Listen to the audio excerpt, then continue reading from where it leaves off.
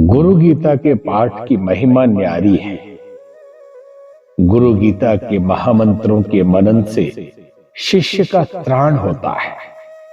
इसका विधान पूर्वक पाठ करने से साधक के अस्तित्व में मंत्र योग की संपूर्ण प्रक्रियाएं घटित होती हैं और फिर प्रारंभ हो जाती है अंतस के रूपांतरण की आध्यात्मिक प्रक्रिया। ये सच उनको सहज में समझ आने योग्य है जो मंत्र के वैज्ञानिक महत्व से परिचित है। मंत्र में प्रधान महत्व शब्दों के गुथे होने की रीति का है। इसके अर्थ की भावना श्रेष्ठकर तो है, पर इसके बिना भी मंत्र अपना चमत्कार दिखाए बिना नहीं रहते। वैसे यदि मंत्र रटन के साथ अर्थ चिंतन जुड़ जाए तो सोने में सुगंध वाली कहावत चरितार्थ हो जाती है। हालांकि ऐसा न होने पर भी अकेली मंत्र रटन अपने चमत्कारों की सुनहरी चमक को बरकरार रखती है। मंत्रों को रटने या मन ही मन उच्चारित करने से इसके सूक्ष्म कंपन न केवल देह, प्राण व स्नायु मंडल की प्रक्रियाओं को प्रभावित करते हैं, बल्कि अस्तित्व की गहनता भी इससे प्रेरित और परिवर्तित होती है। ये ऐसा अनुभव है जो उन सभी को प्राप्त होता है जो मंत्र के साधक हैं। इस साधना की प्रगाढ़ता में चित्त की वृत्तियां मंत्र की चेतना में विलीन होने लगती हैं और फिर क्रमिक रूप से चित्त मंत्र से तदाकार होता है। बाद में यह तादात्म्य मंत्र के आदि देवता से होते हुए मंत्र की सामर्थ्य के अनुसार परमात्म चेतना से हो जाता है। शाबर, डामर आदि शुद्र मंत्रों की बात छोड़ दे तो गायत्री महामंत्र के साथ इस प्रक्रिया को घटित होते हुए अनुभव किया जा सकता है। गुरु गीता माला मंत्र है। माला मंत्रों का पाठ किए जाने की परंपरा है। इस पाठ करने से साधक के अंतरतम में पहले गुरु तत्व की अनुभूति होती है। जिन्हें अभी तक गुरु की प्राप्ति नहीं हुई है वे इसकी साधना से अपने सद्गुरु को पहचान सकते हैं, पा सकते हैं। जिन्हें सद्गुरु तो मिले हैं परंतु जो अभी अपनी देह में नहीं है, गुरु गीता की पाठ साधना उन्हें उनके गुरु से संवाद सुलभ करा सकती है। विधान पूर्वक यदि सहस्त्र पाठ भी हो सके तो भी ऐसा करने वाले साधक की चेतना सूक्ष्म संकेत अवतरित होने लगती है। साधना सतत बनी रहे तो साधक न केवल गुरु तत्व का साक्षात्कार करता है बल्कि उसे गुरु तत्व एवं परमात्म तत्व की एक रस्ता का भी बोध होता है। गुरु गीता के विगत क्रम में कुछ ऐसे मांत्रिक महत्व की चर्चा की गई है। इसमें बताया गया है कि गुरु पुत्र सब तरह से वर्ण करने योग्य है। गुरु गीता के महामंत्र संसार के मलों को धोकर भव पाशों से छुटकारा दिलाते हैं। जो गुरु गीता के जल से स्नान करता है वह ब्रह्मवेताओं में श्रेष्ठ हो जाता है। वो जहां भी रहता है वह स्थान पवित्र हो जाता है। यही नहीं, वहां पर सभी देव शक्तियां निवास करती हैं। गुरु गीता का पाठ करने वाला पवित्र ज्ञानी पुरुष प्रत्येक अवस्था में विशुद्ध होता है। किसी भी अवस्था में उसका दर्शन कल्याणकारी है। इस तत्व कथा का विस्तार करते हुए भगवान भोलेनाथ कहते हैं, समुद्रे च यथा तोयम क्षीरे क्षीरम घृते घृतम भिन्ने कुंभे यथा काशः तथात्मा परमात्मनि तथैव ज्ञानी जीवात्मा परमात्मनि लीयते एकेन रमते ज्ञानी यत्र तत्र दिवानिशिम एवं विधो महामुक्तः सर्वदा वर्तते बुधः तस्य सर्व प्रयत्नेन भाव भक्ति करोति यः सर्व संदेह रहितो मुक्तो भवति पार्वती भुक्ति मुक्ति द्वयम तस्य जिह्वाग्रे च सरस्वती। समुद्र में जिस तरह से जल, दुग्ध में दुग्ध, घृत में घृत, घड़े का आकाश घड़े में फूट जाने के ब्रह्माकाश में मिल जाता है, उसी तरह से आत्मा परमात्मा में मिल जाती है।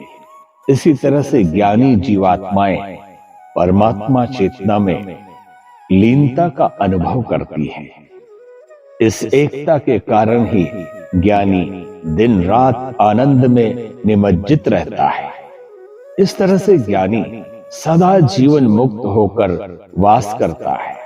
जो साधक प्रयत्न पूर्वक उसकी भाव भक्ति करता है वो संदेह रहित होकर मुक्त होता है।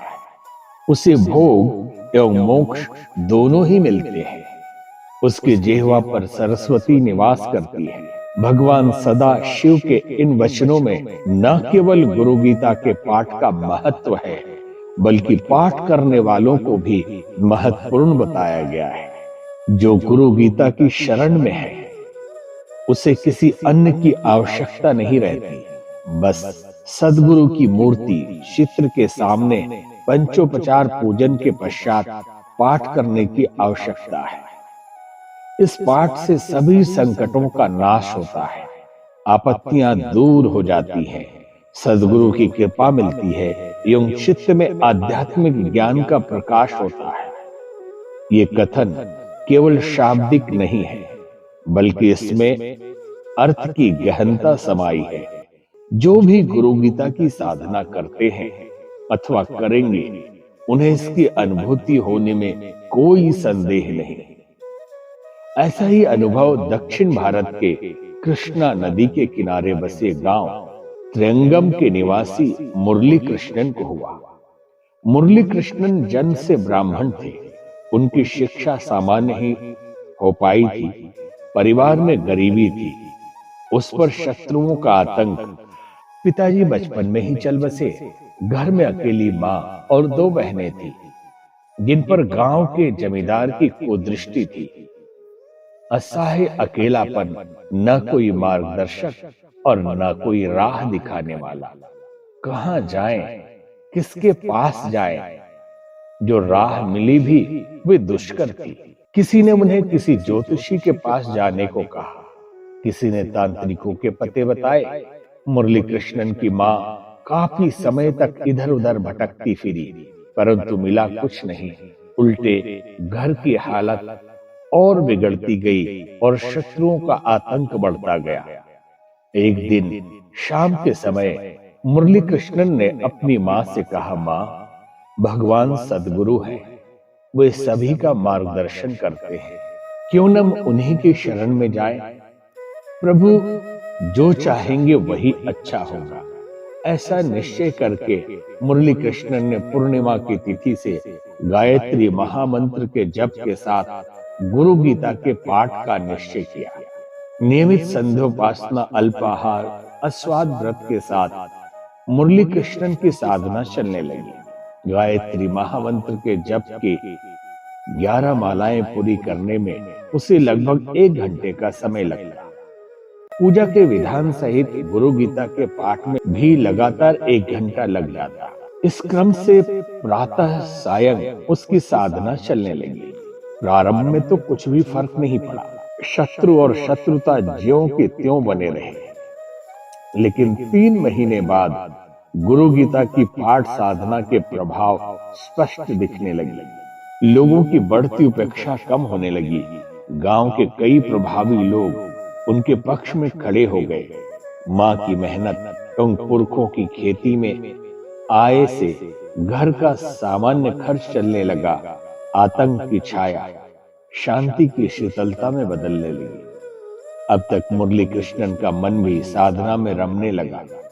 साधना के 3 वर्ष पूरे होते होते न केवल स्थितियों में सुखद परिवर्तन हुआ बल्कि मन स्थिति में भी आध्यात्मिक भाव उभरने लगे। अंतश्चेतना में भगवान सदाशिव एवं जगदम्बा पार्वती की झलकियां मिलने लगी।